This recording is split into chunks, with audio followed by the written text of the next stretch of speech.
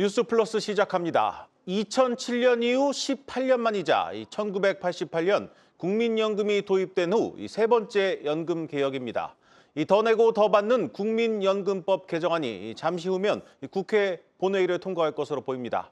국민연금 어떻게 달라지는지 자세히 들여다보겠습니다. 세종 스튜디오 연결합니다. 전민정 기자, 먼저 국회 본회의에 상정된 개혁안 주요 내용부터 살펴보죠. 네, 국민연금 개정안이 국회를 통과하게 되면요. 2007년 이후 18년 만에 국민연금 모수 개혁이 이뤄지는 겁니다. 먼저 가입자가 내는 돈인 보험료율은 현재 9%에서 13%로 올라갑니다. 한꺼번에 올리는 것 아니고요. 내년부터 해마다 0.5%포인트씩 단계적으로 인상됩니다. 연금 가입 기간의 평균 소득 대비 받게 될 연금액의 비율을 뜻하는 소득 대체율, 즉 받는 돈은 원래는 2028년까지 40%로 낮출 계획이었는데요. 이를 내년부터는 43%로 한 번에 올리기로 했습니다.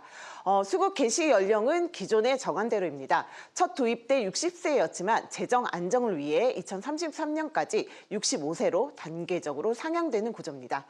사회적 기여를 인정해 국민연금 가입 기간을 추가로 인정하는 크레디트도 확대됐는데요. 군 복무 크레디트는 현행 6개월에서 12개월로 늘어나고요. 둘째부터 자녀 수에 따라 최대 50개월까지 가입 기간을 인정하는 출산 크레딧은 첫째와 둘째는 각각 12개월, 셋째부터는 18개월씩 인정하고 상한은 폐지하기로 했습니다. 또 이번 개혁안엔 기금 고갈 우려에 국가가 국민연금의 안정적이고 지속적인 지급을 보장하는 내용의 지급 보장 명문화도 반영됐습니다. 자, 더 내고 더 받는 이 국민연금 개혁이라고 하는데 가장 궁금한 건 역시 내는 돈이 더 늘어나는지 아니면 받는 돈이 더 늘어나는지 그것 아니겠습니까? 어떻습니까? 네, 지난해 말 기준 국민연금 가입자 평균 소득의 최근 3년간 평균액인 309만 원의 월급을 받는 직장인을 예로 들어보겠습니다. 이 직장인이 내년에 국민연금에 신규 가입하게 되면 월 보험료는 27만 8천 원에서 40만 2천 원으로 12만 4천 원가량 오릅니다. 그런데 절반은 회사가 내기 때문에 가입자가 내는 돈은 6만 2천 원가량 인상되겠죠. 만약 40년간 보험료를 낸다면 총 1억 8,762만 원을 내게 되는데요. 연금 개혁 전인 현재와 비교하면 5,413만 원이 더 많습니다. 또 이 직장인이 은퇴 후 수급 연령에 도달해 받을 첫 연금액은 133만 원이 되는데요. 개혁 이전보다 약 9만 원 많고요. 이걸 25년간 받는다고 치면 총 수급액은 3억 1,489만 원으로 개혁 전보다 2,170만 원이 늘어나게 됩니다. 즉 쉽게 말하면 내는 돈은 평생 5천여만 원, 받는 돈은 2천여만 원 각각 늘어나게 되는 셈입니다. 하지만 아직 연금 개혁이 완성된 건 아닙니다. 더 중요한 이 구조 개혁 논의가 숙제로 남아 있는데 정 기자, 이 전체 구조를 바꾸는 것인 만큼 합의 과정이 더 어렵지 않겠습니까? 네, 그렇습니다. 구조개혁 문제는 추후 국회 연금개혁특위를 구성해 논의한 다음 여야 합의로 처리하기로 했는데요. 특위는 국민의힘 6명, 민주당 6명, 비교섭단체 1명에 위원장은 국민의힘이 맡기로 했습니다.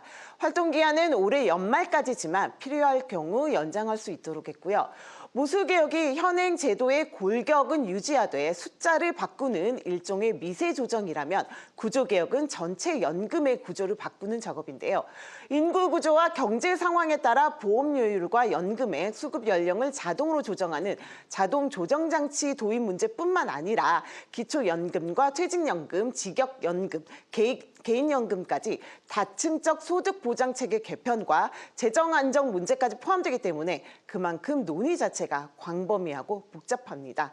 특히 모수개혁과 달리 여러 계층의 이해관계가 얽혀 있어 여야는 물론 사회적 합의를 담아내기도 어렵다는 점은 향후 논의에 걸림돌로 작용할 것으로 보입니다.